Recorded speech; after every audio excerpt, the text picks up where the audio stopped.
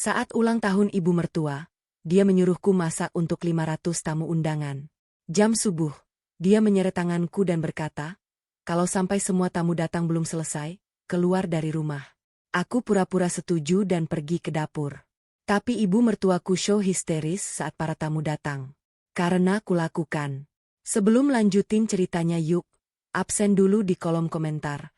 Teman-teman cerita Putri berasal dari daerah mana saja? Jangan lupa tekan like dan subscribe ya.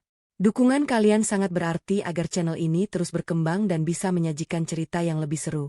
Ayo ikuti ceritanya sampai selesai ya.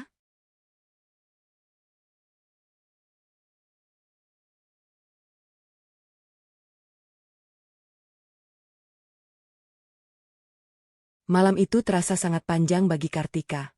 Setelah seharian penuh membersihkan rumah besar berlantai 2 tersebut seorang diri, tulang punggungnya terasa seakan mau patah. Ia baru saja terlelap selama 2 jam di kamar belakang.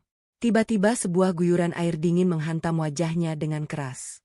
Kartika terkesiap, napasnya tersengal dan matanya langsung terbuka lebar. Air menetes dari wajah dan ujung hijabnya yang ia kenakan bahkan saat tidur. Di hadapannya berdiri ibu dia dengan wajah angkuh berkacak pinggang sambil memegang sebuah gayung kosong. Jam di dinding baru menunjukkan pukul 3. Subuh. Bangun, perempuan pemalas. Bentah ibu dia dengan suara melengking yang memecah keheningan rumah. Tidur saja kerjamu. Kau pikir kau ini ratu di rumah ini? Kau itu cuma penumpang yang menumpang hidup pada anakku. Kartika mengusap wajahnya yang basah dengan punggung tangan. Ia menatap ibu mertuanya itu dalam diam. Tidak ada gurat kekagetan yang berlebihan. Hanya tatapan datar yang menyembunyikan ribuan pikiran. Ini bukan pertama kalinya ibu dia memperlakukannya dengan kasar. Sejak hari pertama ia menginjakkan kaki di rumah ini sebagai istri Imron, perlakuan seperti ini sudah menjadi makanan sehari-hari. Namun, hari ini ada sesuatu yang berbeda dalam sorot mata Kartika. Ada apa, ibu? Ini masih jam subuh? Tanya Kartika dengan nada tenang, berusaha menjaga suaranya agar tidak terdengar bergetar karena dingin. Jangan banyak tanya, cepat berdiri dan ikut aku ke dapur. Perintah ibu dia sambil menarik lengan Kartika dengan kasar. Cengkeraman wanita paruhaya itu sangat kuat. Kuku-kukunya menancap di lengan Kartika. Kartika tidak melawan. Ia membiarkan dirinya diseret menyusuri lorong rumah yang sepi menuju dapur utama yang luas. Sesampainya di dapur, ibu dia melepaskan lengan Kartika dengan kasar hingga tubuh Kartika sedikit terhuyung. Hari ini adalah hari ulang tahunku. Aku sudah mengundang 500 tamu penting. Teman-teman perkumpulanku, kerabat-kerabat kaya, dan rekan bisnis anakku akan datang semua ke sini. Aku mau kau memasak hidangan mewah untuk mereka semua. Sendirian. Kartika menatap sekeliling dapur yang kosong. Memasak untuk 500 orang bukanlah pekerjaan yang bisa dilakukan oleh satu orang dalam waktu beberapa jam, apalagi tanpa persiapan bahan. 500 porsi. Ibu sendirian. Waktunya tidak akan cukup jika tamu datang pagi ini. Mengapa ibu tidak menggunakan pesanan makanan luar saja? Ibu dia tertawa sinis. Suara tawanya terdengar meremehkan. Pesanan makanan luar. Kau pikir aku mau menghamburkan uang untuk menyewa pembuat makanan padahal aku punya pembantu gratis sepertimu di rumah ini? Lagi pula aku sudah terlanjur menyombongkan diri kepada semua teman-temanku bahwa menantuku yang miskin dan yatim piatu ini sangat pandai memasak. Kau harus membuat berbagai macam hidangan. Mulai dari daging bumbu rempah, sup iga, berbagai macam sayuran, hingga makanan penutup yang manis. Semuanya harus sempurna. Tapi, ibu, bahan-bahannya tidak ada di lemari pendingin. Bagaimana aku bisa memasak semua itu? Balas Kartika. Masih dengan nada suara yang terkendali. Itu urusanmu. Kau bisa belanja ke pasar sekarang juga. Jalan kaki atau naik angkutan umum. Aku tidak peduli. Yang aku tahu saat jam 10 pagi nanti ketika para tamu mulai berdatangan. Semua makanan sudah harus tersaji rapi di meja hidangan. Kalau sampai semua tamu datang belum selesai, keluar dari rumah ini. Ancam ibu dia sambil menunjuk tepat di depan wajah Kartika. Ancaman itu diucapkan dengan penuh penekanan. Ibu dia selalu menggunakan taktik ini. Mengancam akan mengusir Kartika atau memaksa Imron untuk menceraikannya. Ia sangat yakin bahwa Kartika adalah wanita lemah yang tidak punya tempat tujuan jika diusir dari rumah mewah ini. Ibu dia merasa memiliki kendali penuh atas hidup Kartika. Kartika terdiam sejenak. Matanya menatap wajah ibu mertuanya lekat-lekat. Selama berbulan-bulan, Kartika menelan semua hinaan dan perlakuan buruk ini. Ia selalu mengalah, menundukkan kepala, dan melakukan semua pekerjaan berat.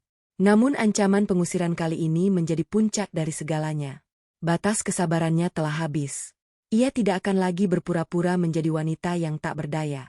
Ujian yang ia berikan untuk keluarga ini sudah selesai dan hasilnya sangat mengecewakan. Perlahan, sebuah senyum tipis dan tenang mengembang di bibir Kartika. Senyum yang membuat ibu dia sedikit mengerutkan dahi karena kebingungan.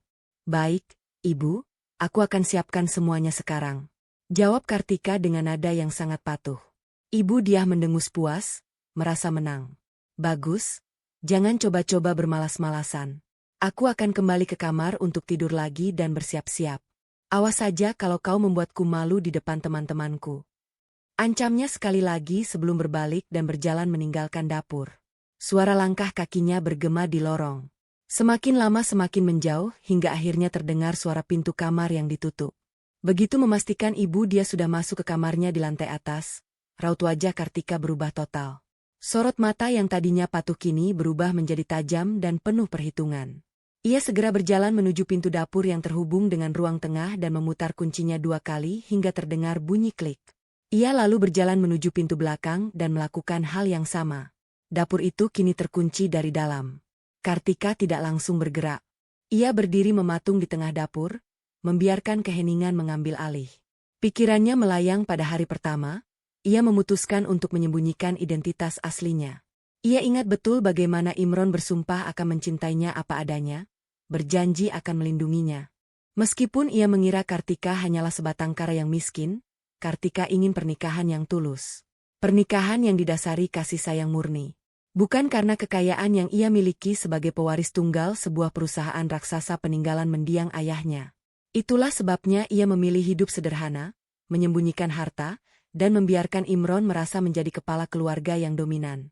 Namun, seiring berjalannya waktu, janji manis itu terbukti hanyalah omong kosong belaka. Sifat asli Imron dan ibunya mulai terlihat. Imron berubah menjadi pria yang egois dan merendahkannya. Sementara ibu dia memperlakukannya tidak lebih dari seorang pekerja kasar yang tidak digaji, Kartika menahan semua itu. Ia menahan rasa sakit saat tangannya melepuh terkena minyak panas karena dipaksa menggoreng kerupuk berkarung-karung untuk acara perkumpulan ibu dia. Ia menahan rasa lelah saat harus mengepel seluruh lantai rumah luas ini setiap pagi sebelum matahari terbit. Ia menahan semua itu karena ia ingin memastikan apakah masih ada sedikit saja kebaikan dalam hati suaminya. Hari demi hari berganti dan harapannya perlahan pupus. Keputusan untuk membalas dendam tidak datang dalam semalam. Ini adalah hasil dari tumpukan rasa kecewa, sakit hati, dan pengkhianatan yang berlapis-lapis. Kartika merasa cukup. Uji cobanya sudah selesai. Waktu untuk berpura-pura telah berakhir. Pagi ini, di hari ulang tahun ibu mertuanya yang gila hormat ini, Kartika akan memberikan kado yang paling pantas. Kartika berjalan menuju rak bumbu yang ada di sudut ruangan. Ia menggeser beberapa toples berisi lada dan ketumbar, lalu merogoh bagian belakang rak kayu tersebut. Tangannya menyentuh sebuah celah tersembunyi. Dari sana ia menarik keluar sebuah benda pipih, sebuah telepon genggam khusus yang tidak pernah ia tunjukkan kepada siapapun di rumah ini. Telepon genggam itu adalah satu-satunya jalur komunikasinya dengan dunia aslinya. Ia menyalakan layar, memasukkan kata sandi rahasia, dan mencari satu nama di daftar kontak. Nama Arman. Kartika menempelkan telepon genggam itu ke telinganya, menunggu nada sambung. Hanya butuh 2 kali dering sebelum suara seorang pria yang berat dan tegas menjawab dari seberang sana. "Halo, Nyonya, ada yang bisa saya bantu?" Sapa Arman dengan sangat hormat. Kartika menarik napas panjang, merapikan letak hijabnya dan berbicara dengan nada perintah yang mutlak. Jauh dari nada suara menantu yang tertindas. "Arman, dengarkan aku baik-baik. Aku butuh kau membawa 20 truk besar dan 50 orang ke alamatku sekarang juga. Lakukan operasi ini secepat mungkin dan tanpa suara sedikit pun. Pastikan tidak ada tetangga yang menyadari kedatangan kalian." "Baik, Nyonya, kami akan segera bergerak." "Apakah ada instruksi khusus mengenai barang-barang yang harus diangkut?" tanya Arman tanggap tidak mempertanyakan alasan di balik perintah mendadak tersebut. "Bawa semuanya. Instruksi lebih lanjut akan kuberikan saat kalian tiba. Ingat, jangan sampai ada suara bising yang membangunkan orang di lantai atas. Aku tunggu dalam waktu kurang dari 1 jam." Siap laksanakan, Nyonya. Kami segera berangkat. Kartika memutuskan panggilan. Ia meletakkan telepon genggam itu di atas meja dapur. Ia membasuh wajahnya sekali lagi di wastafel. Kali ini bukan untuk membersihkan sisa air siraman, melainkan untuk menyegarkan pikirannya. Ia menatap pantulan dirinya di kaca jendela dapur. Wajah lelah itu perlahan menghilang. Digantikan oleh raut ketegasan seorang pemimpin perusahaan. Tidak ada lagi Kartika yang menunduk takut. Yang ada hanyalah Kartika sang pemegang kendali. Ia melihat ke sekeliling dapur mewah yang dipenuhi peralatan memasak mahal, lemari pendingin berukuran raksasa, dan meja pualam yang mengkilap. Semua ini dibeli dengan uangnya. Rumah besar ini dibeli dengan uangnya. Ia menarik kursi kayu dan duduk dengan punggung tegak. Detik demi detik berlalu, ditemani suara detak jam dinding yang seakan menghitung mundur waktu kehancuran keluarga suaminya. Sambil menunggu kedatangan pasukan yang dipimpin oleh Arman, pikiran Kartika kembali mengembara ke masa lalu, mengurai kembali alasan mengapa ia bisa terjebak dalam situasi yang merendahkan ini. Semuanya bermula dari keinginannya yang sangat sederhana, yaitu mencari cinta sejati. Sebagai pewaris tunggal dari sebuah perusahaan raksasa yang bergerak di berbagai sektor penting, hidup Kartika selalu dikelilingi oleh orang-orang yang menginginkan hartanya. Para pria yang mendekatinya selalu memandang nilai kekayaan di belakang namanya. Ia lelah dengan kepalsuan itu. Hingga akhirnya ia bertemu dengan Imron dalam sebuah acara kemanusiaan yang diselenggarakan oleh salah satu anak perusahaan miliknya. Saat itu, Kartika tampil sangat sederhana, menyamar sebagai salah satu pegawai biasa. Imron mendekatinya dengan tutur kata yang lembut dan penuh perhatian. Pria itu tampak sangat mempesona, menunjukkan kepedulian yang terasa tulus. Imron sering mengantarnya pulang ke tempat tinggal sementara yang sengaja disewa Kartika untuk menyempurnakan penyamarannya. Imron bahkan berjanji akan membahagiakan Kartika, mengangkat derajatnya, dan membawanya keluar dari kehidupan yang ia anggap serba kekurangan. Percaya pada kata-kata manis tersebut, Kartika menerima lamaran Imron. Mereka menikah dengan perayaan yang sangat sederhana sesuai permintaan Kartika yang tentu saja disetujui dengan senang hati oleh ibu dia, karena ia tidak ingin mengeluarkan biaya sepeser pun untuk menantu yang ia anggap melarat. Setelah pernikahan, Kartika menggunakan sedikit kekuasaannya dari balik layar. Ia mengatur agar perusahaan suaminya mendapatkan berbagai pekerjaan besar dan suntikan dana tanpa sepengetahuan Imron. Bisnis Imron berkembang pesat. Mereka bisa membeli rumah mewah berlantai 2 ini, membeli pakaian-pakaian mahal, dan hidup dengan gaya hidup kalangan atas. Imron dan ibu dia merasa sangat bangga. Mengira itu adalah hasil dari kerja keras dan kehebatan Imron semata. Mereka menjadi sangat sombong dan kesombongan itu berbanding lurus dengan perlakuan buruk mereka terhadap Kartika yang mereka anggap tidak memberikan manfaat apa-apa selain merepotkan di rumah. Kartika mengetahui semua kebusukan mereka. Ibu dia tidak hanya memperlakukannya seperti pesuruh, tetapi juga seorang pencuri. Kartika ingat betul beberapa bulan yang lalu, perhiasan peninggalan almarhumah ibunya yang ia simpan di laci pakaian tiba-tiba menghilang. Saat ia mencoba bertanya dengan baik-baik, ibu dia justru membentaknya, menuduh Kartika sengaja menyembunyikan barang untuk mencari perhatian. Namun, beberapa minggu kemudian, Kartika melihat perhiasan itu dipakai oleh ibu dia saat wanita itu sedang berkumpul dengan teman-temannya. Kartika hanya diam. Ia mencatat kejadian itu dalam ingatannya. Tidak hanya satu barang, beberapa benda berharga miliknya juga raib satu persatu. Berpindah ke kamar ibu mertuanya. Pengkhianatan yang paling menyakitkan bukan datang dari ibu dia, melainkan dari Imron. Suami yang bersumpah akan mencintainya itu ternyata menancapkan belati paling tajam dari belakang. Beberapa minggu yang lalu, Kartika menemukan sebuah pesan singkat yang muncul di layar telepon genggam Imron yang tidak sengaja tertinggal di ruang tengah. Pesan itu dari seorang wanita bernama Dania. Pesan yang penuh dengan kata-kata mesra dan rencana pertemuan rahasia. Bukannya menangis histeris atau melempar barang, Kartika justru menyewa orang kepercayaan untuk mencari tahu kebenarannya. Hasil laporan yang ia terima sangat menghancurkan hati. Imron tidak hanya berselingkuh, tetapi ia bahkan membelikan sebuah hunian bertingkat mewah untuk ia. Parahnya lagi, uang yang digunakan Imron untuk memanjakan selingkuhannya itu adalah uang hasil keuntungan dari pekerjaan besar yang diam-diam diberikan oleh perusahaan milik Kartika.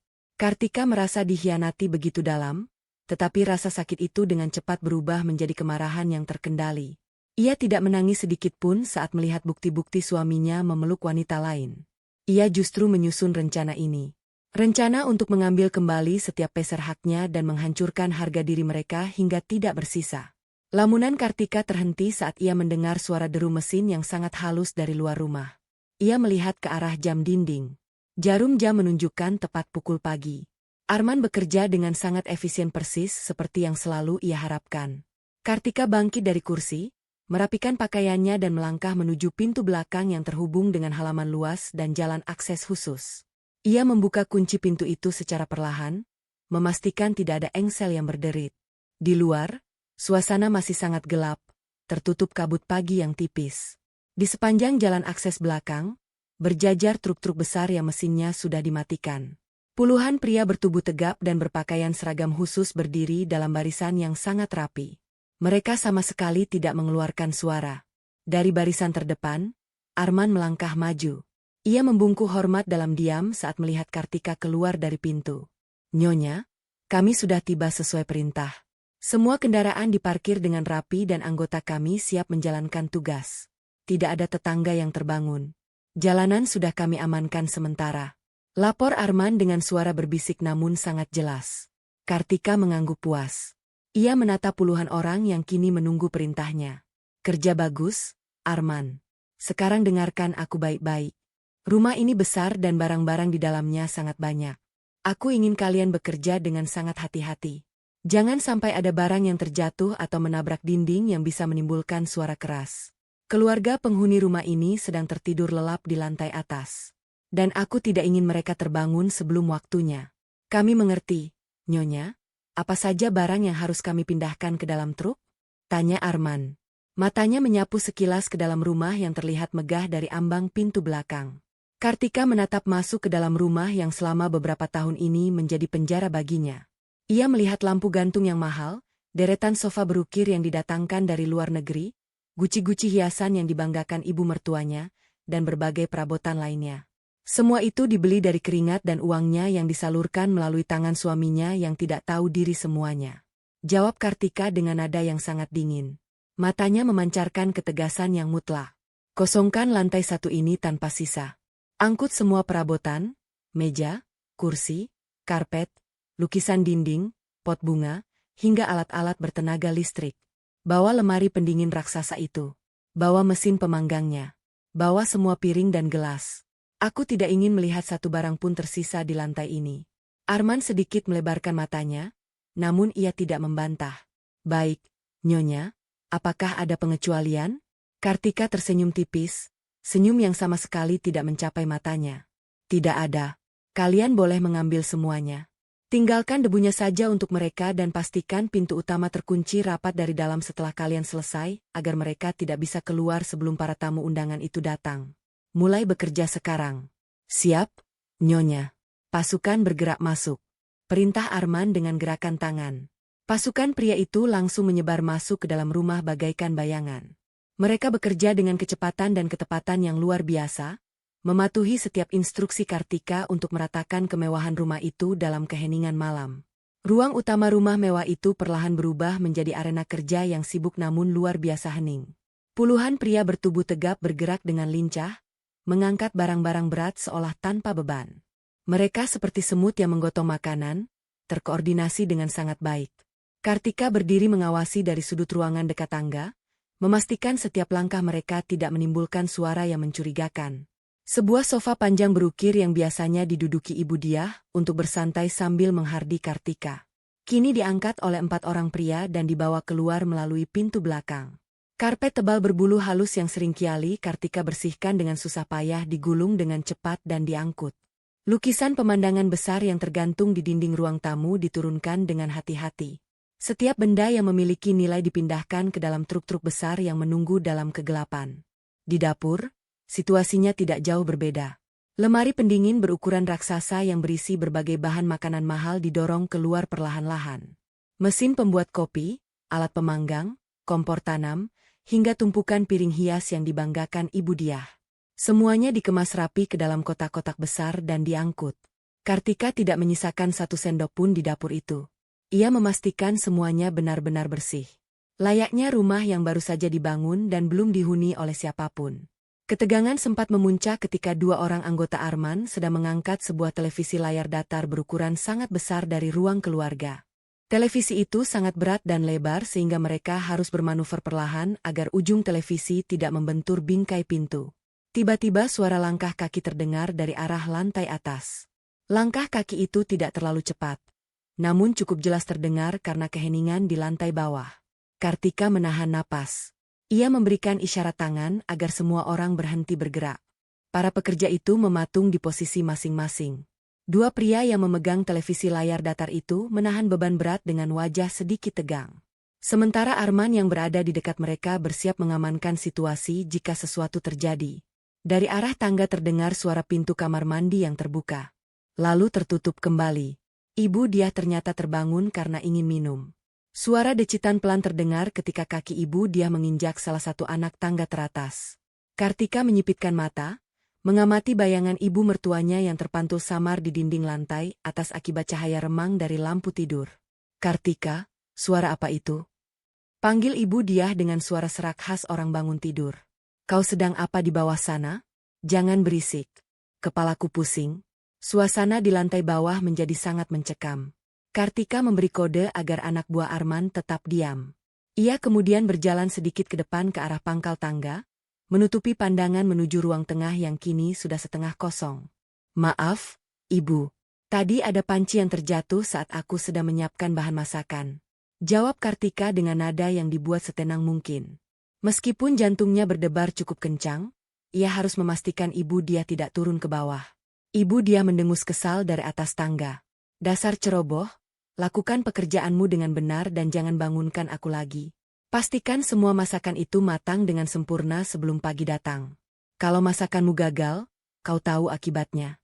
Baik, Ibu. Aku akan lebih berhati-hati. Ibu silakan istirahat kembali. Jawab Kartika menundukkan kepalanya sedikit seolah-olah patut terdengar suara gumaman tidak jelas dari ibu dia diikuti suara langkah kaki yang kembali menuju kamarnya dan akhirnya suara pintu kamar yang ditutup. Kartika menghela napas panjang merasa lega, ia menoleh ke arah Arman dan mengangguk memberikan isyarat agar mereka melanjutkan pekerjaan. Para pekerja kembali bergerak cepat kali ini lebih berhati-hati agar tidak menimbulkan suara sekecil apapun. Menjelang pukul 5 pagi ruang lantai bawah rumah itu telah benar-benar berubah. Tidak ada lagi kemewahan yang tersisa. Lantai marmer yang dingin memantulkan sedikit cahaya dari lampu luar. Ruang tamu yang luas itu kini menggema jika ada yang berbicara agak keras. Kartika berjalan mengelilingi ruangan, memeriksa hasil kerja tim Arman. Semuanya bersih sempurna, persis seperti yang ia perintahkan. Semua barang dari lantai bawah sudah kami pindahkan ke dalam truk, Nyonya. Lapor Arman dengan suara berbisik. Berdiri tidak jauh dari pintu belakang. Kami sudah memastikan tidak ada kerusakan pada lantai atau dinding saat proses pemindahan. Kerja bagus, Arman. Sekarang bawa pasukanmu keluar dan tunggu di sekitar area ini. Pastikan tidak ada yang melihat truk-truk itu. Aku butuh kau tetap bersiaga karena tamu undangan akan mulai datang pada pukul 10 pagi. Dan aku punya tugas khusus untukmu saat mereka semua sudah berkumpul. Perintah Kartika dimengerti. Nyonya, kami akan bersiaga di tempat yang tidak terlihat. Jika butuh sesuatu, Nyonya bisa menghubungi saya kapan saja. Arman memberi isyarat kepada pasukannya dan mereka semua keluar dari rumah dengan teratur. Kartika mengunci kembali pintu belakang. Ia kini sendirian di lantai bawah yang kosong melompong. Ia melihat sekeliling, merasakan kepuasan yang perlahan memenuhi rongga dadanya. Ini baru permulaan. Ia akan memastikan ibu dia dan Imron merasakan jatuh dari tempat yang paling tinggi. Sinar matahari pagi mulai menembus masuk melalui jendela-jendela besar di ruang tamu yang kini tidak lagi memiliki tirai penutup. Kartika menyadari bahwa ia harus memikirkan cara agar ibu dia tidak segera menyadari kekosongan rumah ini ketika wanita itu turun ke bawah. Ia membutuhkan sedikit tipuan untuk mengulur waktu hingga acara perayaan ulang tahun itu benar-benar dimulai. Kartika menemukan beberapa sisa barang di pojok dapur darurat yang tidak ikut dibawa oleh Arman. Sebuah kompor kecil portabel yang terselip di dalam laci bawah, sebungkus kopi bubuk murahan, dan beberapa lembar roti tawar sisa kemarin. Ini sudah cukup untuk membuat ilusi kecil. Ia menyalakan kompor kecil itu, menaruh air dalam panci aluminium kecil yang ia temukan di tempat sampah dan menyeduh kopi bubuk tersebut. Ia sengaja membuat kopi itu sangat pekat sehingga aromanya menyebar kuat ke seluruh ruangan. Selanjutnya ia membakar sedikit roti tawar di atas kompor hingga sedikit hangus. Aroma kopi pekat yang bercampur dengan bau roti gosong itu akan memberikan kesan bahwa seseorang sedang sibuk memasak di dapur. Pukul pagi, suara langkah kaki terdengar dari lantai atas. Ibu dia akhirnya bangun dan bersiap-siap. Kartika segera memosisikan dirinya di pojok dapur darurat tersebut. Berpura-pura sibuk dengan panci kecilnya. Ibu dia tidak langsung turun ke bawah. Dari suara langkahnya, Kartika bisa menebak wanita itu sedang berada di depan cermin, berdandan menor untuk menyambut teman-teman sosialitanya. Terdengar samar suara ibu, dia sedang menelepon seseorang, nadanya penuh kesombongan. Oh, tentu saja, Jeng. Acara hari ini akan sangat meriah. Kalian harus datang tepat waktu. Hidangannya sangat spesial. Kebetulan aku sedang menghukum menantuku yang tidak berguna itu. Aku menyuruhnya memasak untuk 500 orang sejak jam 3 subuh tadi, biar dia tahu rasa. Dia pikir bisa numpang hidup enak di sini tanpa berbuat apa-apa. Aku akan mempermalukannya di depan kalian semua nanti. Tawa melengking ibu dia mengiringi akhir percakapan tersebut. Kartika hanya tersenyum tipis mendengar percakapan itu, ia terus mengaduk panci kecilnya, membiarkan aroma kopi semakin tajam menguar ke udara. Tidak lama setelah itu, terdengar suara mobil memasuki halaman depan rumah. Itu pasti Imron. Pria itu selalu pulang diam-diam di pagi hari dengan berbagai macam alasan setelah menghabiskan malam di tempat selingkuhannya. Pintu utama terbuka perlahan. Kartika bisa mendengar suara langkah kaki dari arah pintu masuk. Langkah kaki itu tidak sendirian. Ada suara langkah sepatu hak tinggi yang mengikutinya. Imron pulang membawa Dania. Ayo masuk, sayang. Ucap Imron dengan suara pelan namun terdengar jelas oleh Kartika di dapur. Jangan khawatir. Ibuku pasti sudah bangun dan sedang merias diri. Dan istri miskinku itu pasti sedang sibuk memasak di dapur belakang. Dia tidak akan berani keluar. Suara tawa kecil Dania menyahut. Kamu yakin tidak apa-apa aku datang sepagi ini? Aku kan ingin melihat wajah istrimu saat ibu mertuanya mengomelinya nanti. Tenang saja, Dania. Hari ini ibuku akan membuat istri miskinku itu menangis di depan semua orang. Jawab Imron sambil tertawa meremehkan. Dia itu wanita bodoh yang hanya bisa pasrah. Aku sudah muak melihat wajahnya. Setelah acara ini selesai, aku akan mencari alasan untuk mengusirnya perlahan-lahan dan kita bisa bebas. Kartika menghentikan gerakannya, mengadu panci, tangannya mengepal kuat, menahan amarah yang mendidih di dadanya. Rencana busuk suaminya kini terdengar langsung di telinganya. Mereka benar-benar manusia tanpa hati nurani. Mereka tidak tahu bahwa rumah mewah yang menjadi tempat mereka berdiri saat ini sudah kosong melompong. Imron dan Dania terlalu asyik mengobrol sehingga tidak memperhatikan kondisi sekitar mereka yang sudah berubah drastis. Mereka tidak melihat bahwa tidak ada lagi sofa mahal atau lukisan di dinding, karena mereka langsung bergegas menuju kamar tamu yang terletak di dekat pintu masuk untuk menyembunyikan Dania sementara waktu. Kartika membiarkan mereka masuk. Ia tidak akan merusak kejutannya. Ia mematikan kompor kecil dan berjalan menuju ruang tamu yang luas dan kosong. Ia menatap ke arah pintu kamar tamu di mana Imron dan selingkuhannya sedang berada. Lalu melihat ke arah tangga di mana ibu dia berada di atas sana. Mereka semua terjebak dalam kesombongan mereka sendiri. Kartika memeriksa penampilannya. Ia mengenakan pakaian yang rapi dan elegan. Bukan daster lusuh yang biasa ia pakai untuk bersih-bersih. Ia harus tampil sebagai wanita berkelas yang menguasai jalannya acara, bukan sebagai menantu yang tertindas. Ia mengambil alat pengendali jarak jauh yang ia simpan di saku bajunya. Sebuah alat yang terhubung dengan layar tancap besar yang sudah disiapkan oleh tim Arman di tengah ruangan kosong tersebut. Waktu menunjukkan pukul 9.30 menit. Setengah jam lagi, 500 tamu undangan dari kalangan atas itu akan mulai berdatangan. Kartika berjalan perlahan menuju sudut pintu masuk utama, berdiri tegak dengan sikap tenang, siap menyambut pertunjukan paling memuaskan dalam hidupnya. Pesta pahit ibu mertuanya akan segera dimulai. Matahari semakin tinggi menyinari halaman depan rumah yang luas dan asri itu. Sejak pukul 10 pagi, gerbang besar telah dibuka lebar untuk menyambut kedatangan para tamu undangan. Kendaraan-kendaraan mewah mulai berdatangan satu persatu, menurunkan penumpang yang berpakaian sangat rapi dan menunjukkan kelas sosial mereka. 500 orang bukanlah jumlah yang sedikit dan halaman rumah itu segera dipenuhi oleh kerumunan orang yang saling bertegur sapa dengan nada suara yang dibuat-buat. Ibu dia sudah berdiri di depan pintu utama sejak awal. Wajahnya berseri-seri penuh kebanggaan. Ia merasa menjadi pusat perhatian dunia hari ini. Selamat datang, Jeng Maya. Oh, Terima kasih sudah menyempatkan hadir di hari spesialku ini.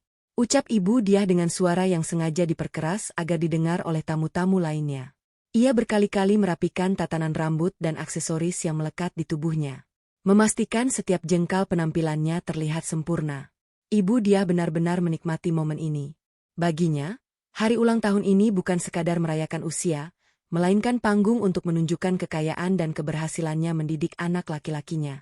Ia bercerita ke sana kemari tentang betapa mewahnya acara yang ia persiapkan. Meski dalam hati ia tahu bahwa ia sama sekali tidak mengeluarkan tenaga atau uang sepeser pun, semua beban itu ia tumpukan pada bahu Kartika yang ia anggap remeh. Ibu, semua tamu sepertinya sudah berkumpul di halaman. Apakah kita tidak sebaiknya segera mempersilakan mereka masuk? Tanya Imron yang tiba-tiba muncul di samping ibunya. Imron sudah mengenakan pakaian formal yang sangat mewah, tampak seperti pengusaha sukses yang jujur.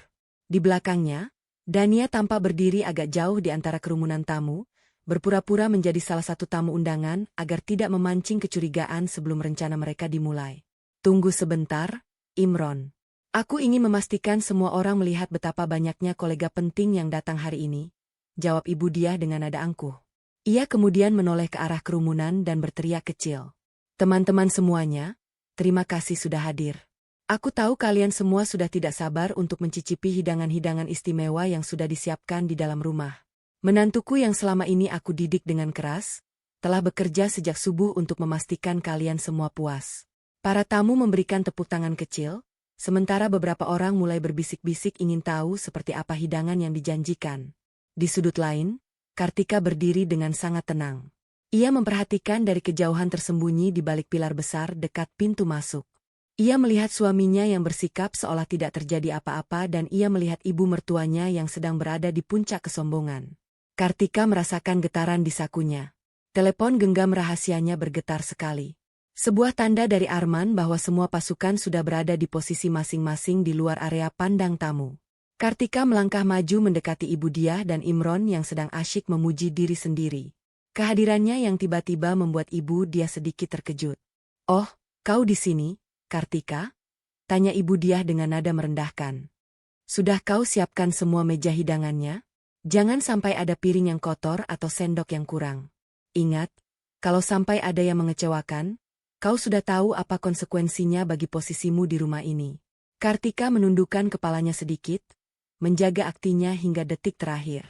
Semua sudah sesuai dengan apa yang ibu perintahkan. Pintu utama ini adalah kunci dari semua kejutan yang sudah aku siapkan sejak jam 3 subuh tadi. Silakan ibu membukanya sendiri dan menyambut para tamu di dalam ruangan yang luas itu.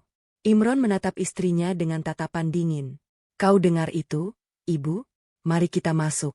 Aku ingin segera mengakhiri basa-basi di luar ini dan menikmati pesta. Ibu Diah tertawa puas. Ia merasa Kartika benar-benar telah tunduk di bawah ancamannya. Ia membalikan badan, menghadap ke arah ratusan tamu yang kini mulai bergerak mendekat ke arah pintu utama. Hadirin sekalian, mari kita masuk ke dalam istana anakku tercinta. Di dalam sana, kalian akan melihat kemewahan yang sebenarnya dan merasakan keramahan keluarga kami.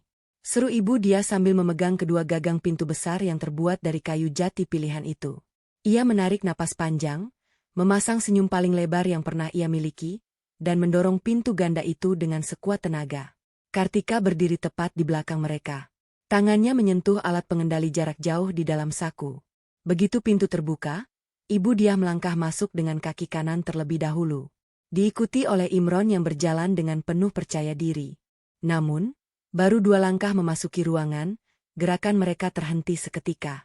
Senyum lebar di wajah Ibu Diah luntur berubah menjadi raut kebingungan yang sangat dalam. Matanya melotot tajam, menyapu ke seluruh penjuru ruangan.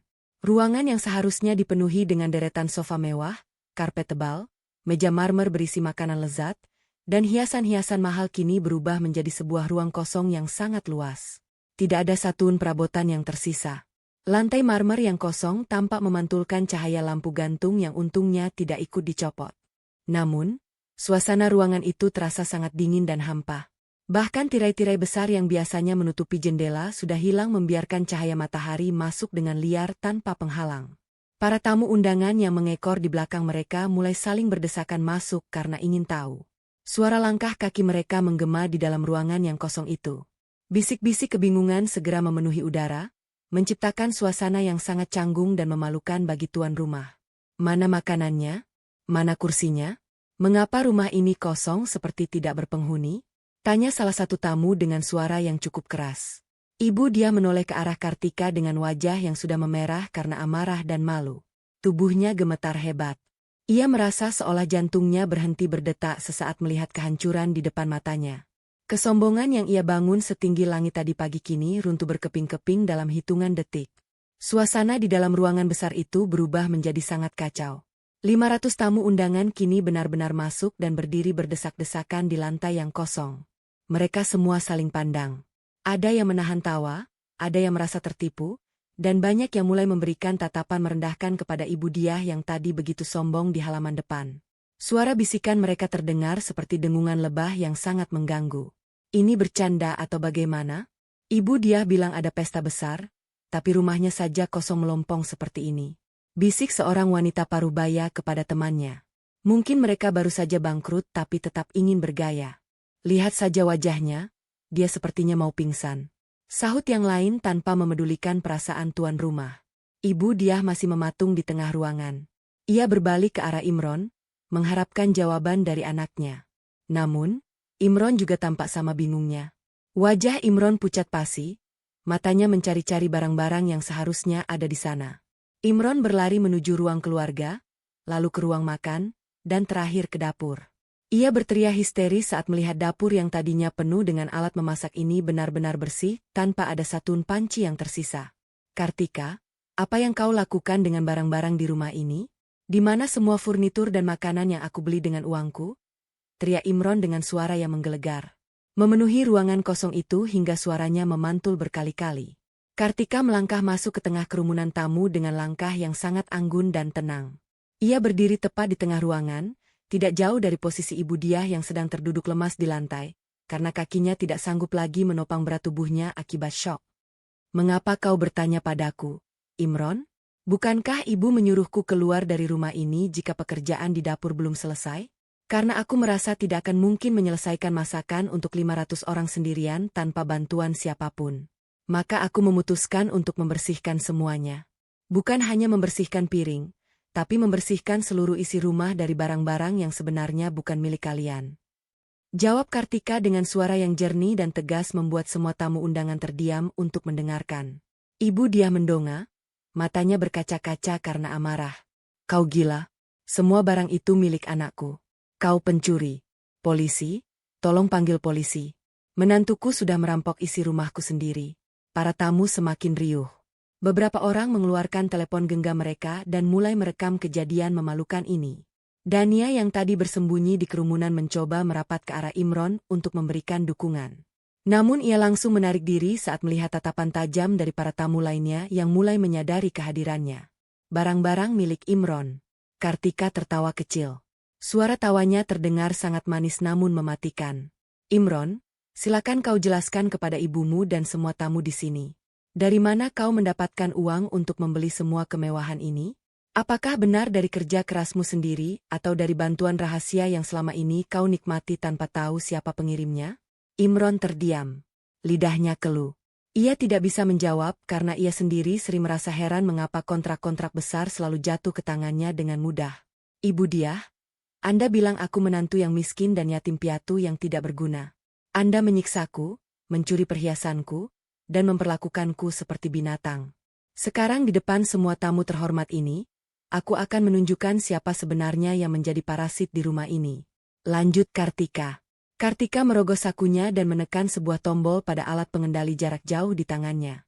Tiba-tiba dari arah langit-langit ruang tengah yang tinggi, sebuah layar putih raksasa turun dengan perlahan. Sebuah mesin pemutar gambar yang sudah disiapkan secara tersembunyi oleh tim Arman mulai menyala, menyorotkan cahaya terang ke arah layar tersebut. Apa ini? Hentikan. Jangan lakukan apa-apa di rumahku. Teriak ibu dia sambil mencoba bangkit. Namun ia terjatuh kembali. Layar itu mulai menampilkan gambar yang sangat jelas. Video pertama yang muncul adalah rekaman kamera pengawas tersembunyi di dalam kamar ibu dia.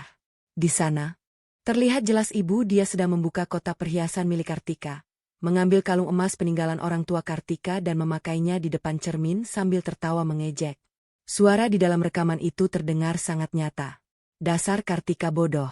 Dia punya perhiasan bagus tapi tidak pernah dipakai. Lebih baik aku yang pakai agar terlihat seperti nyonya kaya yang sesungguhnya, ucap ibu dia dalam rekaman tersebut. Seluruh tamu undangan berseru kaget. Mereka tidak menyangka bahwa wanita yang selama ini mereka anggap sebagai sosialita terhormat ternyata adalah seorang pencuri di rumahnya sendiri. Ibu dia menutup wajahnya dengan kedua tangan. Ia ingin bumi menghimpitnya saat itu juga. Namun kejutan Kartika tidak berhenti sampai di situ. Video berganti ke rekaman lain. Kali ini lokasinya berada di ruang tamu beberapa minggu yang lalu. Terlihat Imron sedang duduk mesra dengan Dania di atas sofa yang kini sudah tidak ada. Mereka membicarakan rencana untuk menyingkirkan Kartika. Tenang saja, Dania sayang. Ucap Imron dalam video itu sambil mengelus rambut Dania. Setelah aku berhasil mengambil sisa-sisa aset yang dia punya, aku akan mencari alasan untuk menceraikannya. Kita akan hidup bahagia di rumah ini dan ibu juga sudah setuju kalau kau yang akan menggantikannya. Dania yang berdiri di antara tamu langsung pucat pasi. Ia mencoba menerobos kerumunan untuk keluar. Namun, para tamu menghalanginya dengan tatapan jijik. Beberapa ibu-ibu tamu undangan bahkan sengaja menyenggol bau Dania hingga ia hampir terjatuh. Jadi ini alasan kalian mengundang kami untuk menyaksikan drama perselingkuhan dan pencurian ini? Tanya seorang pria yang merupakan rekan bisnis penting Imron. Imron, aku tidak menyangka kau serendah ini. Aku tidak akan pernah mau bekerja sama dengan orang yang tidak memiliki moral seperti kalian. Imron berlari ke arah Kartika. Wajahnya dipenuhi amarah yang membabi buta. Ia sudah kehilangan akal sehat karena harga dirinya hancur berantakan di depan publik. Tutup layar itu. Perempuan jalang, kau sudah menghancurkan hidupku. Imron mengangkat tangannya, bersiap untuk mendaratkan pukulan ke wajah Kartika. Para tamu berteriak ngeri, mengira Kartika akan terluka. Namun, sebelum tangan Imron menyentuh kulit Kartika, sebuah tangan yang jauh lebih besar dan kuat mencengkeram pergelangan tangan Imron dengan sangat keras hingga terdengar suara tulang yang berderit pelan. Arman muncul dari balik pilar. Wajahnya dingin tanpa ekspresi. Ia memelintir tangan Imron ke belakang dan mendorongnya hingga pria itu terpelanting ke lantai marmer yang keras. Imron mengerang kesakitan, memegangi lengannya yang terasa hampir patah. Jangan pernah berani menyentuh Nyonya Kartika dengan tangan kotor kalian, ucap Arman dengan suara yang berat dan penuh ancaman. Kartika menatap suaminya yang terkapar di lantai dengan tatapan yang sangat dingin. Tidak ada setetes pun air mata atau rasa kasihan di matanya. Pesta ini memang belum berakhir. Namun kehancuran mereka sudah dimulai sejak mereka meremehkan seorang wanita yang selama ini hanya diam dalam kesabaran. Para tamu kini tidak lagi peduli pada makanan yang tidak ada. Mereka jauh lebih tertarik menonton akhir dari keangkuhan keluarga ibu dia. Layar raksasa masih bersinar terang di tengah ruangan yang kosong tersebut. Menyorot wajah-wajah tegang dari 500 tamu undangan yang kini terdiam kaku. Cahaya dari mesin pemutar gambar itu mempertegas setiap gurat keterkejutan yang terpampang nyata. Tidak ada lagi bisik-bisik. Hanya keheningan yang mencekam setelah Arman membanting tubuh Imron ke lantai yang dingin. Erangan kesakitan Imron memecah kesunyian ruangan besar tersebut. Pria yang tadinya berdiri dengan penuh kesombongan dan keangkuhan di halaman depan itu, kini meringkuk tidak berdaya memegangi lengannya yang terasa seperti remuk akibat cengkeraman tak kenal ampun dari Arman. Ibu dia yang masih terduduk lemas di lantai, akhirnya menyadari siapa sosok pria kekar yang baru saja melumpuhkan anaknya. Matanya menyipit lalu melebar dengan penuh amarah yang bercampur dengan kebingungan luar biasa. Ia menunjuk Arman dengan jari telunjuk yang gemetar hebat. Kau tukang kebun sialan. Beraninya kau masuk ke dalam rumahku dan menyentuh anakku. Aku yang menggajimu selama ini. Dasar pekerja rendahan tidak tahu diri. Teriak ibu dia dengan suara melengking. Berusaha menutupi rasa malunya dengan sisa-sisa kesombongan yang ia miliki. Selama ini, Arman memang menyamar sebagai tukang kebun yang pendiam. Sering disuruh membersihkan halaman, memotong rumput, dan menjadi sasaran makian ibu dia. Jika wanita tua itu sedang kesal, Arman tidak bergeming sedikit pun mendengar makian tersebut. Ia berdiri tegak di samping Kartika, melipat kedua tangannya di dada dengan sikap sempurna layaknya seorang prajurit.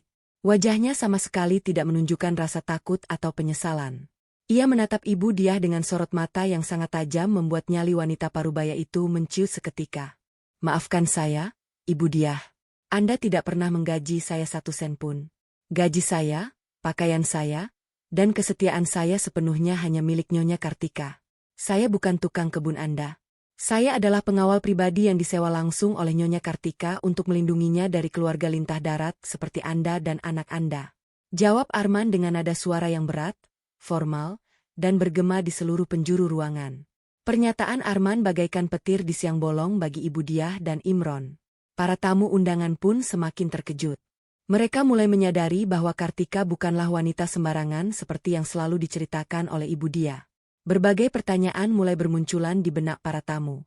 Namun mereka memilih untuk tetap diam dan menyaksikan pertunjukan yang semakin memanas ini. Kartika menekan tombol pada alat pengendali di tangannya sekali lagi. Gambar di layar berganti, menampilkan sebuah rekaman baru yang membuat napas para tamu tertahan.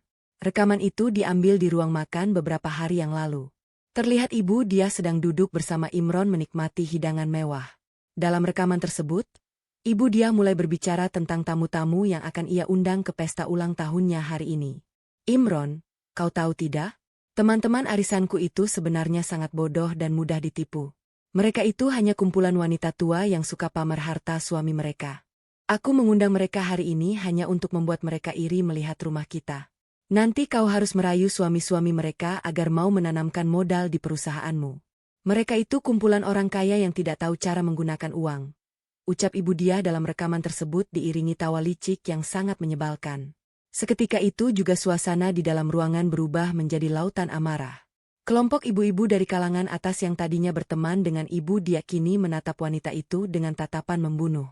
Mereka merasa sangat dihina dan direndahkan. Wajah mereka memerah menahan marah, merasa diperalat untuk kepentingan bisnis dan kesombongan semata.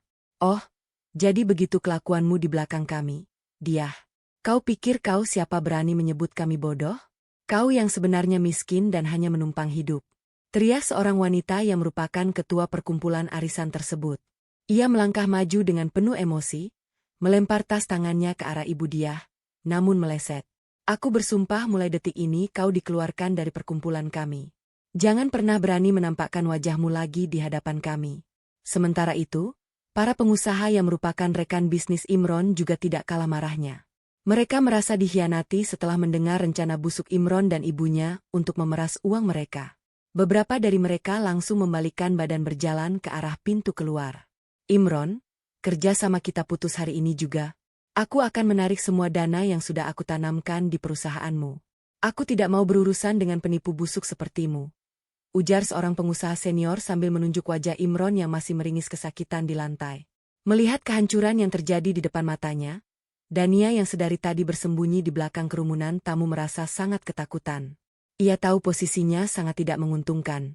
Semua orang sudah melihat wajahnya di rekaman pertama sebagai perusak rumah tangga orang. Dania mencoba melangkah mundur perlahan-lahan, menyelinap di antara celah-celah tamu untuk menuju pintu keluar. Ia menundukkan kepalanya, berharap tidak ada yang menyadari pergerakannya. Namun, gerakannya terbaca oleh sekelompok tamu wanita yang sedari tadi sudah memperhatikan gerak-geriknya. Sebelum Dania berhasil mencapai pintu utama, 3 orang wanita sosialita melangkah menghalangi jalannya. Mereka bersedekap dada menatap Dania dengan tatapan merendahkan dari ujung kepala hingga ujung kaki. Mau kemana kau, perempuan gatal? Pesta kan belum selesai. Bukankah kau datang ke sini untuk melihat istri sah dipermalukan? Sekarang nikmatilah pertunjukannya. Sindir salah satu wanita tersebut dengan nada suara yang sangat menusuk. Tolong beri jalan. Saya tidak ada urusannya dengan semua ini. Saya hanya tamu. Cicit Dania dengan suara bergetar. Wajahnya pucat dan keringat dingin mulai mengucur di dahinya. Tidak ada urusan katamu. Kami semua melihat wajahmu di layar raksasa itu sedang bermesraan dengan suami orang di rumah ini. Beraninya kau datang ke sini dengan kepala tegak. Wanita sepertimu sungguh tidak punya harga diri. Balas wanita lainnya dengan suara keras.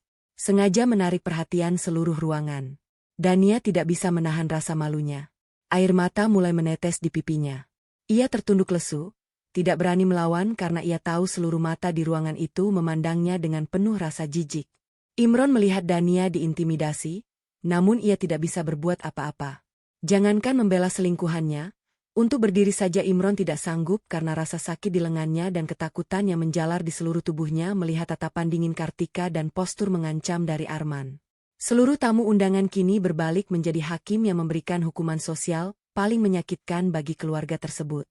Di tengah hiruk pikuk cacian dan makian dari para tamu undangan, Kartika tetap berdiri dengan tenang bak sebuah karang yang dihantam ombak. Ia tidak tersenyum, namun sorot matanya memancarkan kepuasan yang luar biasa. Ia memberikan isyarat tangan kepada Arman. Pengawal bertubuh tegap itu segera melangkah mundur, memberikan ruang bagi Kartika untuk menghadapi Imron dan ibu dia secara langsung. Keheningan perlahan kembali merayap di ruangan tersebut. Ketika para tamu menyadari Kartika akan melakukan sesuatu, mereka semua menahan napas, menantikan langkah terakhir dari sang pemeran utama yang berhasil membalikkan keadaan dengan sangat sempurna. Kartika melangkah mendekati Imron. Langkah kakinya terdengar pelan namun tegas di atas lantai yang kosong. Ia merogoh ke dalam tas kecil yang disimpannya di balik pakaiannya yang rapi. Dari dalam tas tersebut, ia mengeluarkan sebuah map tebal berukuran besar. Tanpa ragu sedikit, Kartika melemparkan beberapa lembar kertas dari dalam map tersebut tepat ke arah wajah Imron. Kertas-kertas itu berhamburan dan jatuh berserakan di dada Imron yang masih terkapar di lantai. Baca itu baik-baik, Imron. Itu adalah surat gugatan cerai yang sudah disiapkan oleh pengacaraku. Lengkap dengan semua bukti perselingkuhanmu. Aku tidak butuh tanda tanganmu karena prosesnya akan terus berjalan di pengadilan dengan bukti-bukti yang sangat kuat. Mulai detik ini kau bukan lagi suamiku, ucap Kartika dengan nada yang sangat datar. Seolah ia sedang membuang sampah yang sudah lama membusuk. Imron dengan tangan gemetar meraih salah satu kertas tersebut. Matanya dengan cepat menyapu deretan kalimat yang tertulis di sana. Matanya terbelalak lebar saat membaca bagian pembagian harta. Di sana tertulis dengan sangat jelas bahwa seluruh aset termasuk rumah mewah ini, kendaraan hingga sebagian besar saham di perusahaannya adalah murni milik Kartika. Ini tidak mungkin. Rumah ini aku yang beli, perusahaan itu aku yang membesarkannya. Kau hanya wanita miskin yang tidak punya apa-apa. Dokumen ini pasti palsu. Bantah Imron dengan suara serak, menolak kenyataan yang menghantamnya. Kartika tersenyum sinis. Kau sungguh pria yang sangat tidak tahu diri. Imron, kau pikir dari mana kau mendapatkan modal miliaran rupiah saat perusahaanmu hampir bangkrut tahun lalu? Kau pikir dari mana datangnya klien-klien besar yang tiba-tiba menandatangani kontrak bernilai tinggi denganmu? Kau pikir kehebatanmu yang mendatangkan semua itu? Buka matamu. Aku adalah pemilik sah dari perusahaan induk yang selalu memberimu suntikan dana. Aku membiayai gaya hidupmu, rumahmu, hingga tempat tinggal selingkuhanmu itu tanpa pernah kau sadari. Pernyataan Kartika membuat napas Imron seakan berhenti. Kepalanya mendadak pusing luar biasa. Seluruh harga dirinya sebagai seorang pria sukses hancur berkeping-keping dalam hitungan detik. Ia baru menyadari bahwa selama ini ia hanyalah sebuah boneka yang hidup dari belas kasihan istrinya yang ia sia-siakan. Kekayaan yang selalu ia banggakan ternyata bukan miliknya sama sekali. Kartika kemudian memalingkan wajahnya dari Imron, beralih menatap ibu dia yang masih menangis terseduh-seduh di lantai, menanggung malu akibat cacian dari teman-temannya. Kartika melangkah mendekat lalu menjatuhkan sisa map tebal tersebut tepat ke pangkuan ibu dia. Suara jatuhnya map itu terdengar cukup keras membuat ibu dia tersentak kaget. Apalagi ini? Jangan siksa aku lagi, Kartika. Cukup. Kau sudah menghancurkan acaraku. Kau sudah mempermalukanku di depan semua temanku. Apalagi yang kau inginkan dari wanita tua sepertiku? Ratap ibu dia dengan air mata yang membasahi wajahnya yang penuh dengan riasan luntur. Buka map itu, Ibu, dan baca angka-angka yang tertera di sana dengan suara keras agar semua orang di sini bisa mendengarnya. Perintah Kartika tanpa ada belas kasihan sedikit pun. Dengan tangan gemetar hebat, ibu dia membuka map tersebut. Di dalamnya terdapat tumpukan kertas tagihan yang sangat banyak. Lembar demi lembar ia buka dan setiap kali ia melihat angka yang tertera di bagian bawah kertas, wajahnya semakin memucat. Matanya terbelalak melihat deretan nol yang sangat panjang. Tangannya semakin gemetar hingga beberapa lembar kertas jatuh berceceran di lantai.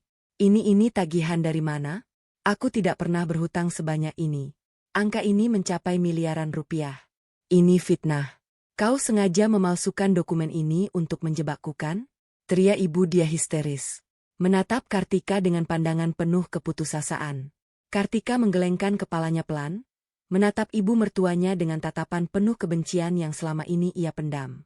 Itu bukan fitnah, Ibu. Itu adalah fakta dari gaya hidup mewah yang selalu Ibu pamerkan. Apakah Ibu ingat tentang arisan bodong yang Ibu ikuti dan Ibu jadikan tempat berhutang untuk membeli pakaian-pakaian mahal? Apakah Ibu ingat tentang pinjaman uang dengan bunga sangat tinggi yang Ibu ambil untuk berjudi di tempat pertemuan rahasia teman-teman Ibu? Semua tagihan itu ditujukan kepadaku karena namaku yang digunakan sebagai penjamin tanpa sepengetahuanku. Seluruh tamu undangan kembali terkesiap. Mereka tidak menyangka bahwa kehidupan ibu dia sebobrok itu. Gaya hidup sosialita yang selalu dibanggakan ternyata dibangun di atas tumpukan utang yang menggunung. Selama ini aku yang diam-diam membayar bunga dari semua pinjaman ibu agar para penagih utang tidak datang ke rumah ini dan mempermalukan keluarga kita. Lanjut Kartika dengan nada yang semakin meninggi. Aku melakukannya karena aku masih menganggap kalian sebagai keluargaku. Tapi karena hari ini kalian telah membuktikan betapa busuknya hati kalian, aku menarik semua jaminan tersebut. Karena sekarang kita bukan keluarga. Semua tagihan miliaran rupiah ini jatuh tempo hari ini, Ibu. Ibu dia menjerit tertahan. Ia memegangi dadanya yang terasa sesak, pikirannya buntu. Ia tidak memiliki uang sepeser pun untuk membayar utang-utang tersebut. Semua kemewahan yang ia kira miliknya ternyata hanya ilusi. Ia menatap Imron untuk meminta pertolongan. Namun, anak laki-lakinya itu hanya tertunduk lesu di lantai, sama hancurnya dengan dirinya. Kartika, tolong ampuni aku. Aku ini orang tuamu. Tolong bayarkan utang-utang ini. Aku berjanji akan bersikap baik padamu. Aku akan menyuruh Imron meninggalkan wanita itu dan kembali padamu. Tolong jangan biarkan aku dikejar-kejar oleh para penagih utang itu. Rintih ibu dia. Kali ini ia benar-benar mengemis di hadapan wanita yang selalu ia jadikan bulan-bulanan. Namun, Kartika hanya berdiri tegak, memandang dua orang yang hancur di kakinya itu dengan perasaan lega. Tidak ada lagi rasa iba, ia telah menutup pintu hatinya rapat-rapat untuk mereka. Tumpukan utang itu akan menjadi pelajaran paling berharga bagi kesombongan mereka yang tidak memiliki batas. Suasana di dalam ruangan yang luas dan kosong itu terasa semakin mencekam setelah Kartika menjatuhkan tumpukan bukti utang ke pangkuan ibu mertuanya. Tangisan histeris ibu dia menggema memantul pada dinding-dinding marmer yang dingin, menciptakan sebuah ironi yang sangat menyayat hati bagi siapa saja yang mendengarnya. Wanita parubaya yang beberapa jam lalu berdiri dengan penuh kebanggaan dan keangkuhan di depan pintu utama, kini tidak lebih dari seorang peminta-minta yang kehilangan segala-galanya. Para tamu undangan yang masih berkerumun di sekeliling mereka hanya bisa terdiam, menyaksikan kejatuhan sebuah keluarga yang ternyata dibangun di atas pondasi kebohongan dan kepalsuan. Tidak ada satupun dari mereka yang berniat untuk melangkah maju dan memberikan bantuan. Rasa simpati mereka telah habis terkikis oleh bukti-bukti kebusukan dan niat jahat Imron serta ibunya yang terpampang nyata di layar pemutar gambar. Di tengah kekacauan mental yang dialami oleh Ibu Diah dan Imron, terdengar suara raungan sirene yang sangat nyaring dari arah luar rumah. Suara itu semakin lama semakin mendekat, menembus keramaian kendaraan mewah milik para tamu yang terparkir di halaman depan. Beberapa tamu yang berdiri di dekat jendela tanpa tirai segera menengok keluar dan melihat dua buah kendaraan patroli kepolisian memasuki halaman rumah. Kedatangan pihak berwajib ini rupanya adalah hasil dari panggilan darurat yang dilakukan oleh salah satu tamu undangan beberapa menit yang lalu. Tamu tersebut merasa sangat panik dan khawatir ketika melihat Imron mengamuk dan mencoba menyerang Kartika. Sehingga ia memutuskan untuk meminta bantuan polisi demi mencegah terjadinya kekerasan fisik di tempat kejadian. Mendengar suara sirene dan melihat kilatan lampu penanda dari kendaraan polisi, raut wajah Ibu Diah mendadak berubah. Kesedihan dan keputusasaannya tiba-tiba tergantikan oleh sebuah harapan palsu. Pikiran liciknya kembali bekerja. Ia merasa bahwa kedatangan polisi adalah jalan keluar baginya untuk membalikkan keadaan.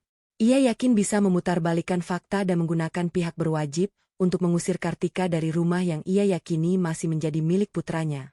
Dengan sisa-sisa tenaga yang ia miliki, Ibu Diah berusaha bangkit dari lantai. Tubuhnya masih gemetar, namun matanya memancarkan kilat kelicikan yang belum padam. Ia merapikan pakaiannya yang sudah kusut masai, menghapus air mata yang melunturkan riasan wajahnya dan bersiap menyambut para petugas kepolisian dengan skenario kebohongan yang baru saja ia susun di dalam kepalanya. 3 orang petugas kepolisian berseragam lengkap melangkah masuk melalui pintu utama yang terbuka lebar. Wajah para petugas itu tampak tegang dan waspada, bersiap menghadapi segala kemungkinan keributan. Namun, langkah mereka seketika terhenti ketika melihat pemandangan di dalam rumah. Mereka tanpa kebingungan melihat ratusan orang berpakaian mewah berdiri berdesakan di dalam sebuah rumah raksasa yang benar-benar kosong melompong tanpa satupun perabotan. Ruangan itu terlihat seperti gedung pertemuan yang belum selesai dibangun. Sangat kontras dengan penampilan para tamu yang hadir. Salah satu petugas yang tampaknya merupakan Komandan Regu melangkah maju dan menanyakan siapa pemilik rumah serta apa yang sebenarnya sedang terjadi di tempat tersebut. Melihat kedatangan polisi, Ibu Diah langsung berlari tertatih-tatih menghampiri petugas tersebut. Ia kembali mengeluarkan air mata buaya, berpura-pura menjadi korban yang sangat raniaya. Ia menunjuk-nunjuk ke arah Kartika dengan jarinya yang bergetar penuh amarah. "Bapak polisi, tolong kami. Wanita berhijab itu adalah menantu saya yang gila. Ini adalah rumah anak saya, Imron. Hari ini kami sedang mengadakan acara perayaan ulang tahun saya. Tetapi wanita jahat itu diam-diam menyewa puluhan preman untuk merampok seluruh isi rumah kami. Dia mencuri semua perabotan, mencuri semua perhiasan saya, dan sekarang dia mengancam akan membunuh kami berdua. Tolong tangkap dia, Pak. Borgol tangannya dan seret dia ke penjara. Usir dia dari rumah kami sekarang juga." Teriak Ibu Diah dengan suara melengking yang sengaja dibuat-buat agar terdengar memelah sekaligus penuh penekanan. Imron yang melihat ibunya mengambil inisiatif juga mencoba untuk ikut bermain peran. Ia menahan rasa sakit di lengannya akibat bantingan Arman lalu berjalan perlahan mendekati para petugas polisi. "Benar apa yang dikatakan ibu saya, Pak. Wanita itu adalah istri saya, tetapi dia telah merencanakan pencurian besar-besaran di rumah saya sendiri. Pria berbadan besar yang berdiri di sebelahnya itu adalah salah satu preman bayarannya. Dia baru saja menganiaya saya hingga tangan saya hampir patah. Tolong segera tindak tegas mereka berdua. Rumah ini adalah hasil kerja keras saya dan mereka telah menghancurkan semuanya." Tambah Imron berusaha meyakinkan pihak kepolisian dengan wajah yang dibuat seolah-olah menahan penderitaan yang luar biasa. Para petugas kepolisian saling berpandangan. Mereka menatap Kartika dan Arman yang berdiri tenang di tengah ruangan. Sama sekali tidak terlihat seperti perampok atau penjahat yang sedang panik. Komandan Regu kemudian menatap Ibu Diah dan Imron bergantian meminta bukti atas tuduhan serius yang baru saja mereka lontarkan. Namun sebelum Ibu Diah sempat membuka mulut untuk merangkai kebohongan berikutnya, terdengar suara deheman yang cukup keras dari arah pintu masuk utama. Seorang pria parubaya yang mengenakan setelan pakaian rapi melangkah masuk dengan penuh wibawa. Pria itu memegang sebuah tas kerja berbentuk kotak yang terlihat sangat kokoh. Para tamu undangan secara otomatis memberikan jalan bagi pria tersebut. Seolah-olah menyadari bahwa kehadirannya akan membawa babak baru dalam pertunjukan ini. Pria itu adalah Bapak Lukman, pengacara pribadi kepercayaan Kartika. Ia adalah seorang ahli hukum yang sangat disegani dan tidak pernah kalah dalam menangani kasus-kasus besar yang melibatkan perusahaan milik Kartika. Bapak Lukman melangkah dengan tenang menembus kerumunan. Berdiri tepat di hadapan Komandan Regu kepolisian. Ia tersenyum sopan, lalu membuka tas kerjanya dan mengeluarkan sebuah tumpukan dokumen resmi yang dilengkapi dengan berbagai segel hukum dan materai. Tanpa memedulikan tatapan penuh kebencian dari Ibu Diah dan Imron, Bapak Lukman menyerahkan dokumen tersebut kepada Komandan Regu. "Selamat pagi, Bapak Komandan. Nama saya Lukman. Saya adalah kuasa hukum resmi dari Nyonya Kartika. Apa yang baru saja dikatakan oleh kedua orang ini adalah sebuah kebohongan besar dan pencemaran nama baik. Tidak ada perampokan atau pencurian di rumah ini. Semua barang yang dikeluarkan dari rumah ini adalah milik klien saya yang sah dan klien saya berhak memindahkan barang miliknya kapan saja ia mau." Jelas Bapak Lukman dengan suara yang sangat tenang namun memiliki bobot ketegasan yang tidak bisa dibantah. Suaranya menggema di ruangan kosong itu, memastikan setiap tamu undangan mendengar kebenarannya. Komandan Regu menerima dokumen tersebut dan mulai membacanya dengan teliti.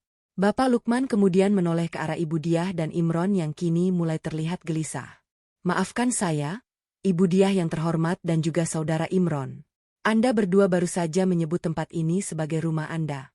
Namun menurut sertifikat kepemilikan tanah dan bangunan resmi yang dikeluarkan oleh Badan Pertanahan yang salinannya sedang dibaca oleh Bapak Polisi saat ini, rumah mewah ini dibeli dan sepenuhnya didaftarkan atas nama Nyonya Kartika. Saudara Imron tidak pernah mengeluarkan uang sepeser pun untuk membeli properti ini." Imron melebarkan matanya, napasnya memburu. Ia tidak percaya dengan apa yang didengarnya. "Itu omong kosong. Aku yang menandatangani berkas pembeliannya. Aku yang bertemu dengan pihak penjual perumahan ini. Kalian pasti telah memalsukan dokumen itu untuk merebut rumahku," bentak Imron dengan urat leher yang menonjol. Bapak Lukman tertawa kecil. Tawa yang penuh dengan ejekan elegan. "Anda memang bertemu dengan penjualnya, Saudara Imron. Anda memang menandatangani beberapa berkas sebagai perwakilan. Namun, Apakah Anda pernah membaca dengan teliti nama siapa yang tercantum sebagai pembeli tunggal di halaman terakhir? Apakah Anda menyadari dari rekening mana aliran dana miliaran rupiah itu berasal? Semua uang tersebut ditransfer langsung dari rekening pribadi milik perusahaan Nyonya Kartika. Anda terlalu mabuk oleh kesombongan sehingga Anda tidak pernah memeriksa keabsahan surat-surat rumah yang Anda tempati selama ini. Anda mengira klien saya adalah wanita bodoh yang bisa Anda tipu. Padahal kenyataannya, Anda sendirilah yang masuk ke dalam perangkat hukum yang sangat rapi. Komandan Regu mengangguk pelan setelah selesai membaca dokumen tersebut. Ia mengembalikan berkas itu kepada Bapak Lukman dan menatap Ibu Diah serta Imron dengan pandangan tegas. Dokumen ini asli dan sah secara hukum. Berdasarkan bukti yang ada, pemilik sah dari tanah dan bangunan ini adalah Nyonya Kartika. Jadi, tidak ada unsur pencurian dalam kasus pengosongan barang.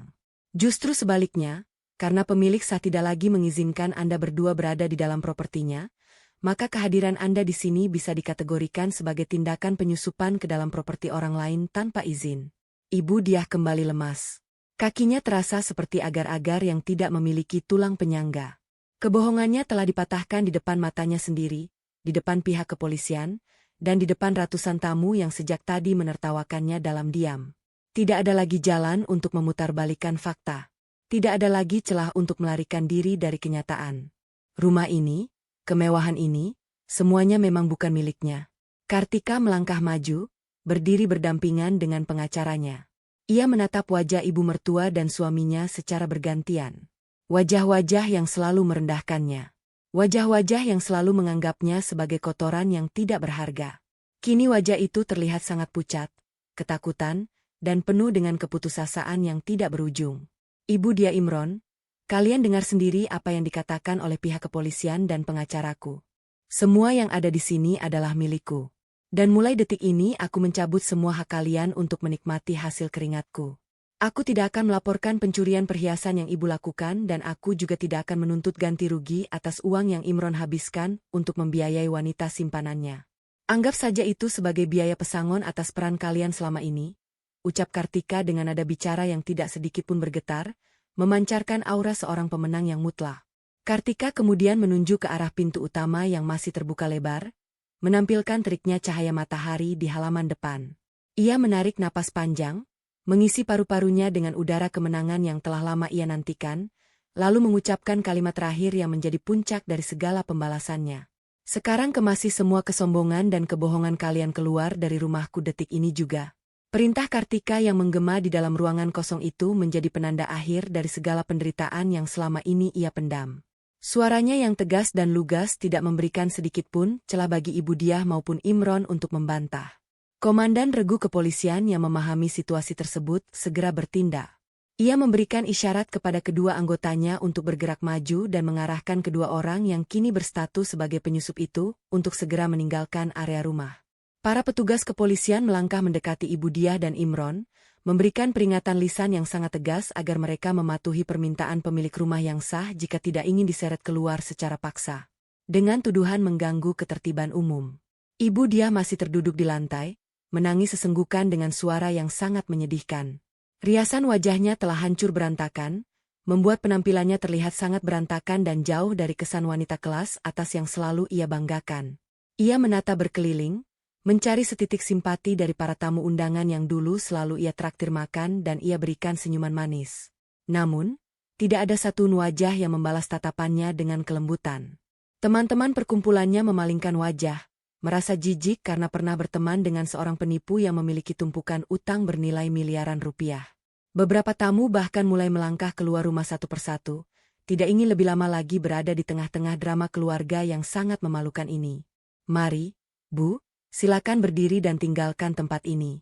Jangan membuat keributan lebih lanjut atau kami terpaksa mengambil tindakan tegas, ucap salah satu petugas polisi sambil mengulurkan tangannya. Bukan untuk menolong, melainkan untuk memastikan Ibu Diah benar-benar berdiri dan berjalan menuju pintu keluar. Dengan sisa tenaga dan rasa malu yang menumpuk di pundaknya, Ibu Diah memaksakan dirinya untuk bangkit. Langkah kakinya gontai, tubuhnya terhuyung-huyung seolah kehilangan arah. Ia berjalan melewati kerumunan tamu yang menyingkir, memberikan jalan baginya layaknya menghindari sebuah penyakit menular. Setiap langkah yang ia ambil menuju pintu utama terasa seperti ribuan jarum yang menusuk kakinya. Tidak ada barang berharga yang bisa ia bawa. Ia hanya mengenakan pakaian pesta yang kini terasa sangat berat dan menempel di tubuhnya bagaikan seragam tahanan. Tidak ada tas mewah, tidak ada perhiasan curian yang bisa ia selamatkan. Semuanya tertinggal dalam kehampaan rumah yang pernah ia klaim sebagai istananya. Sementara itu, Imron masih berusaha melawan kenyataan. Ia menolak untuk diusir oleh petugas polisi. Ia merasa gengsinya sebagai seorang laki-laki telah diinjak-injak hingga rata dengan tanah. Dengan napas terengah-engah, Imron melepaskan diri dari arahan petugas dan berlari ke arah Kartika. Ia menjatuhkan dirinya ke lantai. Tepat di depan ujung sepatu Kartika. Imron menundukkan kepalanya dalam-dalam. Kedua tangannya terulur mencoba meraih ujung pakaian Kartika. Namun Arman dengan sigap menghalangi gerakan tersebut menggunakan ujung sepatunya sendiri. Menjaga jarak aman antara Imron dan majikannya. Kartika, kumohon ampuni aku. Aku hilaf, aku salah. Aku berjanji akan meninggalkan Dania hari ini juga. Aku akan memutuskan hubungan dengannya dan tidak akan pernah menemuinya lagi. Tolong beri aku satu kesempatan lagi untuk membuktikan cintaku padamu. Aku akan menjadi suami yang baik. Aku akan patuh padamu. Jangan usir aku seperti ini. Aku tidak punya tempat tujuan. Aku tidak punya uang sepeser pun di rekeningku. Bagaimana aku bisa hidup jika kau mengusirku dari perusahaan dan rumah ini? Tangis Imron dengan suara serak, mengemis belas kasihan di hadapan wanita yang selama ini ia anggap sangat bodoh dan naif. Kartika menunduk, menatap kepala suaminya yang bersujud di kakinya. Wajah Kartika sama sekali tidak menyeratkan rasa iba. Perasaannya terhadap pria ini telah mati seiring dengan hilangnya rasa hormat Imron terhadap pernikahan mereka. Kartika teringat akan malam-malam panjang di mana ia menunggu Imron pulang. Sementara pria itu sedang bersenang-senang menghabiskan uang istrinya bersama wanita lain. Ia teringat akan semua hinaan yang Imron biarkan keluar dari mulut ibunya tanpa pernah ada niat untuk membelanya. Cintamu. Kesempatan kedua. Kartika tersenyum sangat tipis. Senyum yang lebih dingin dari bongkahan es. Cintamu sudah kau jual murah kepada wanita simpananmu itu, Imron. Dan kesempatan kedua hanya diberikan kepada orang yang melakukan kesalahan tanpa sengaja, bukan kepada orang yang merencanakan pengkhianatan secara sadar setiap hari. Kau menangis bukan karena menyesal telah menyakitiku. Kau menangis karena kau sadar kau baru saja kehilangan sumber uangmu. Sudah terlambat untuk memohon, Imron. Semuanya sudah berakhir. Kartika memalingkan wajahnya, memberikan kode kepada Arman. Pengawal pribadi itu segera membungkuk, mencengkeram kerah belakang pakaian Imron dan mengangkat pria itu berdiri dengan paksa. Imron meronta-ronta, namun tenaga Arman terlalu besar untuk dilawan. Arman menyeret Imron menuju pintu utama, menyusul ibu dia yang sudah berada di halaman depan bersama para petugas kepolisian. Di halaman luar, matahari bersinar sangat terik memanggang jalanan aspal yang membelah halaman rumah luas tersebut. Udara terasa panas menyengat, sangat kontras dengan pendingin ruangan yang sebelumnya memanjakan mereka di dalam rumah. Ibu dia berdiri di tengah jalanan beraspal itu, memandang nanar ke arah gerbang besar yang sebentar lagi akan tertutup untuknya. Para tamu undangan mulai membubarkan diri dengan tergesa-gesa. Kendaraan-kendaraan mewah mereka melaju keluar gerbang satu persatu. Beberapa tamu menyempatkan diri membuka kaca jendela hanya untuk melemparkan kalimat sindiran dan tawa merendahkan kepada ibu dia dan Imron yang kini berdiri terlunta-lunta di pinggir jalan layaknya gembel yang mengenakan pakaian pesta Dania. Wanita yang menjadi sumber kehancuran pernikahan itu sudah tidak terlihat di Manaun. Ia rupanya berhasil menyelinap keluar saat semua orang sedang fokus pada kedatangan pengacara. Dania melarikan diri dengan berjalan kaki menembus panasnya siang. Menanggung malu karena wajahnya telah terpampang nyata. Sebagai perusak hubungan orang di hadapan para pengusaha besar. Imron tidak lagi memedulikan kepergian selingkuhannya itu. Pikirannya terlalu kalut memikirkan bagaimana ia harus bertahan hidup besok pagi. Arman melepaskan cengkeramannya saat mereka sudah berada di luar batas pagar rumah. Imron jatuh terduduk di atas aspal yang panas. Ia menatap ibunya yang kini terlihat sangat renta dan kehilangan akal. Beban utang miliaran rupiah tiba-tiba melintas di benak ibu. Dia membayangkan para penagih utang yang akan mencarinya besok. Jantung ibu dia berdetak sangat cepat. Pandangannya mulai kabur, napasnya tersengal. Dan sedetik kemudian, wanita parubaya itu ambruk tak sadarkan diri di pinggir jalan yang berdebu. Imron berteriak panik, mengguncang-guncang tubuh ibunya, meminta tolong kepada siapapun yang lewat. Namun, Tidak ada satupun orang yang mau berhenti untuk menolong mereka. Dari balik pagar besi tempa yang menjulang tinggi, Kartika berdiri mengamati pemandangan tersebut untuk terakhir kalinya. Angin siang meniup ujung hijabnya dengan lembut. Ia melihat kehancuran total dari orang-orang yang pernah mencoba menghancurkan hidupnya. Tidak ada rasa bersalah di dalam hatinya. Yang ada hanyalah kelegaan yang luar biasa. Beban berat yang selama ini mengikat pundaknya telah lepas sepenuhnya. Bapak Lukman berdiri di sampingnya. Semua urusan hukum sudah selesai. Nyonya, pengalihan aset dan pembatalan dukungan dana untuk perusahaan mantan suami Anda sudah mulai diproses. Mereka benar-benar harus memulai semuanya dari titik terendah dengan tumpukan utang yang harus mereka tanggung sendiri. Terima kasih atas kerja kerasmu, Bapak Lukman. Pastikan proses perceraiannya berjalan secepat mungkin tanpa hambatan, jawab Kartika dengan nada tenang. Kartika kemudian membalikkan badannya, melangkah menjauh dari gerbang, meninggalkan masa lalunya yang gelap di luar sana. Di ujung halaman, sebuah kendaraan mewah yang baru saja diantarkan oleh supir pribadinya telah menunggu dengan pintu terbuka. Arman berdiri di samping kendaraan tersebut, membungkuk hormat mempersilakan majikannya masuk. Kartika melangkah masuk ke dalam kendaraan itu, duduk bersandar di kursi yang nyaman. Mesin kendaraan menyala dengan halus, melaju perlahan meninggalkan halaman rumah yang kini kembali menjadi miliknya seutuhnya. Hidup Kartika kini benar-benar bebas. Ia akan kembali menjadi pemimpin perusahaannya. Menjalani hidup dengan tenang dan damai. Membiarkan karma menyelesaikan tugasnya bagi mereka yang sedang meraung di jalanan panas tanpa tempat berlindung.